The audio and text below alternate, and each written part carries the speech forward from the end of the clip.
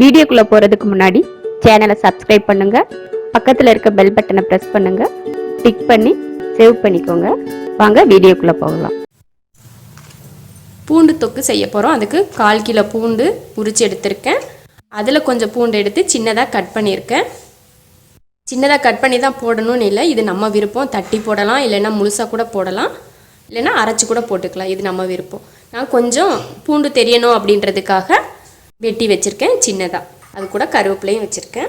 மிளகாத்தூள் 2 ஸ்பூன், மல்லித்தூள் 2 ஸ்பூன், ஜீரகத்தூள் 1 ஸ்பூன், மஞ்சள் கொஞ்சம், வெந்தயத்தூள் 1/4 டீஸ்பூன் எடுத்திருக்கேன். ஒரு எலுமிச்சங்காய் அளவுக்கு புளி எடுத்து ஊற வச்சுருக்கேன். அதே அளவுக்கு வெல்லம் துருவி எடுத்து வச்சுருக்கேன். நல்லெண்ணெய் போட்டால் தான் நல்லாயிருக்கும், கெட்டு போகாமல் இருக்கும் ரொம்ப நாளைக்கு. அதனால் நல்லெண்ணெய் எடுத்திருக்கேன். முதல்ல பூண்டை வறுத்து எடுத்துக்கலாம். எண்ணெய் ஊற்றி எண்ணெய் காஞ்சிட்ருக்கு. இப்போது பூண்டை இதில்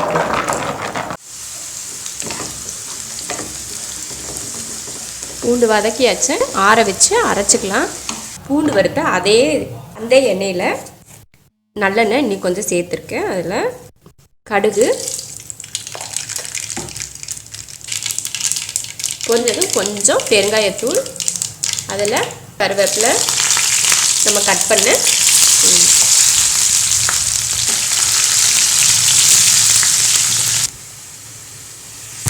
மிளகாத்தூள், மல்லித்தூள், வெந்தயத்தூள், ஜீரகத்தூள், மஞ்சள்தூள் அதை இதில் சேர்த்தலாம்.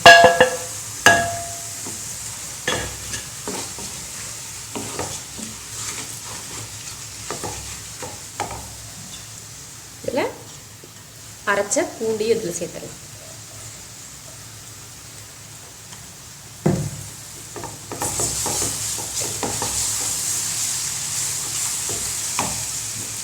இப்போ புளி சேர்த்துடலாம்.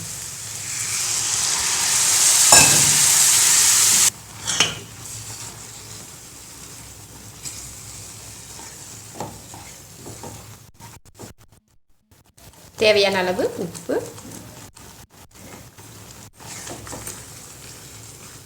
புளி கரைச்சி ஊற்றிட்டோம். இப்போ இது நல்லா கொஞ்சம் நேரம் வேகட்டும். அதுக்கப்புறம் நம்ம இதில் வெல்லம் சேர்த்துக்கலாம். புளிப்பு பத்தலைன்னா எக்ஸ்ட்ரா புளி கொஞ்சம் கரைச்சி ஊற்றிக்கலாம். வெல்லம் சேர்த்துடலாம்.